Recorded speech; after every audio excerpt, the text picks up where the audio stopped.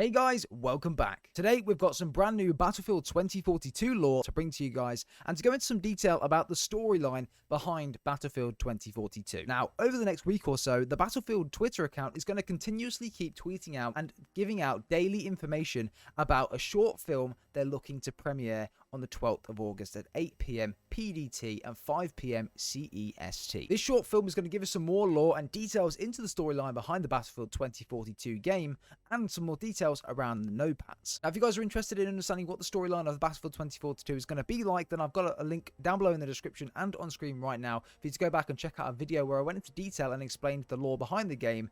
And yeah, it's very interesting and it's really useful to have that information behind you when watching this video. Now, today we're going to go through the first bit of the lore that's been released by the Battlefield account and go into some details around it and connect the dots and if it actually makes any connections to the previous bit of lore that we had around the initial storyline.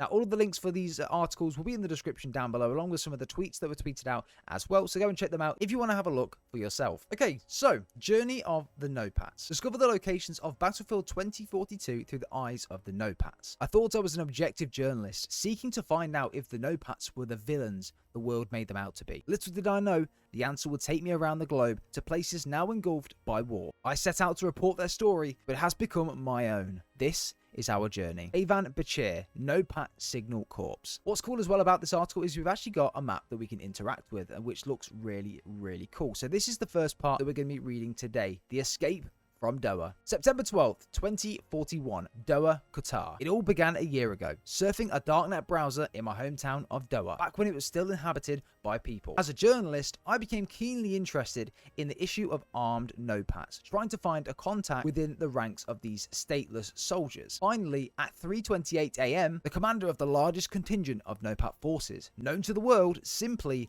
as OZ, or Oz, however you want to say it. I'd gotten such messages before, but it was never the real Oz. Some came from government agents waging anti-notepad campaigns, and one guy had even accused me of being Oz, hiding in plain sight. If for no other reason that the chat ended with me needing to flee the country as the Qatari police broke down my door aiding a terrorist. It would be the only time in my life I'd ever welcomed an approaching sandstorm. And guys, this just to go off the story a little bit, this is where obviously the new map, the one with all the skyscrapers, is based in Doha, Qatar as well. So this is a little bit of a backstory, and this is where this is based at the moment. By the 40s, sand had become to Doha what water was to Venice. After years of fighting the encroaching desert, only those who couldn't afford to leave remained under the massive LED skyline, still relentlessly promoting luxury handbags. Qatar had arrived in the 30s thanks to skyrocketing oil prices. The country invested heavily in combating desertification, hoping to copy Egypt's success. For a time, it seemed we might tame nature. Then the oil ran out. Famines failed to respond to them, and government protests all accompanied the sandstorm monsoons. Soon, there were military police everywhere, ready to arrest anyone that risked Qatar becoming the next non-patrioted flashpoint. My browser had the wrong search history. I never thought I'd welcome an approaching sandstorm. The sandstorm's cover is keeping me alive, hiding me from the armored vehicles hunting me down. I begin to notice anomalies in the LED adverts. Buried within the images is an unmistakable non-pat emblem, a flag with the slash through it. The breadcrumbs led me to the catacombs under the abandoned football stadium. A 50-ish military man in Bermuda shorts, whose relaxed demeanour is extremely off-putting, points casually with his flashlight into a tunnel entrance, guarded by a mechanical sentry system. He puts out his hand. "Vitor Guskavi," he grunts. Then in perfect Arabic, this was a one-time thing. A crossed-out flag, the unofficial sign of the Notepads. As I disappeared into the dark, whilst the wind howls overhead, I wondered if I'd ever be able to call Doha home again. Little do I know that in less than a year later, Qatar would be a failed state, and the city of Doha lost in sand. Okay guys, so yeah, that was quite a good bit of details around the new map in Doha and a couple of the characters that seem very important to the overall storyline. So of course, to start with, the two characters that we know of already, of course, Kayvan Bechir, who seems to be the journalist that we're listening to tell this story through his eyes, mentioning at the very start of the video that he thought he was an objective journalist seeking out to find if the Notepads were the villains that they were made out to be by the different parties and governments across the world. Little did he know though that the answer would take him around the globe to places now engulfed by war. Again, from Qatar, he'll obviously be going to a couple of other locations, say potentially the US and Russia as well, and he's there to set out to tell the Notepad story to people and basically just to get it out there, and if they are actually the the bad guys in this whole situation. However, whilst doing that, he's obviously had troubles with being hunted down by his own military, his own government within Qatar, and this has left him to flee the country. It looks as though the different stories we're going to be getting each day is going to be at different parts of his perspective and his view of the No-Pats when joining them. So yeah, that does seem pretty cool. Whether we'll play or hear anything from Kayvan in the multiplayer or in when the game does release, I'll be very interested to know how they're going to play these stories out, whether it will just be short films or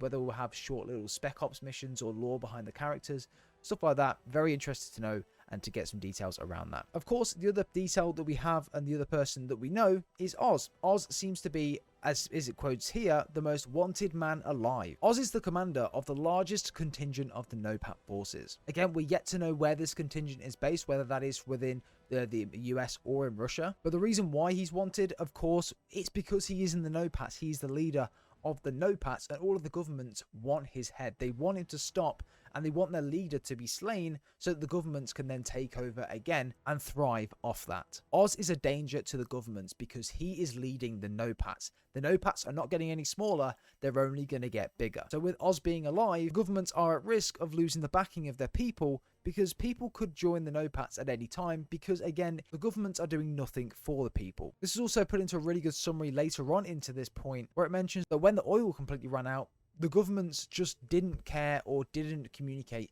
with the people. There were protests as well as sand monsoons continuously bombarding the city and nothing was being done about it. Money was being lost, economies were collapsing, and this was causing massive problems within Doha. And because of all of the outbursts and outrage, the Doha government actually enlisted military to be everywhere within the city to ensure that no one was betraying them and joining the No-Pats secretly. Again, going on to the next point, this is where we hear around them finding out there's actually a location or a tunnel with the No-Pats logo and where you can go to, of course, be in that alliance. This is a very secretive act though, because if the government do find out, of course, they are going to raid this and it's not going to end well for one of the parties. This is, of course, where the No-Pats will leave the breadcrumb which led Kayvan to the catacombs under the abandoned football stadium. This is where he meets a man. We don't know who this guy is yet, whether we'll find out later on in the storyline, I don't know.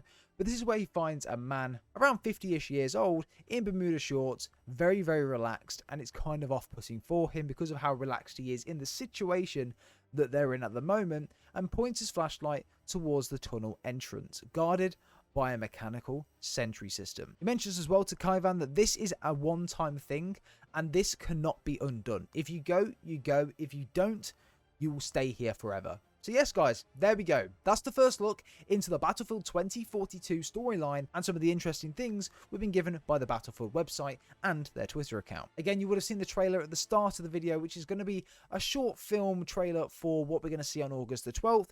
Very excited to see that when it does release. Guys, I hope you really have enjoyed. Be sure to check back here every single day leading up to August the 12th because we're going to be covering every single story that drops as well. It's going to be so cool. Go check out my previous video on the entire lore that we know so far up to this point in relating to Russia and the US as well. Be very interesting and good for you guys to understand that part of it as well, so you can kind of merge it together and put the pieces together for yourselves too. Subscribe if you guys are brand new as well. Drop a like if you have enjoyed today's video. It really helps the algorithm, helps this video get out there as well.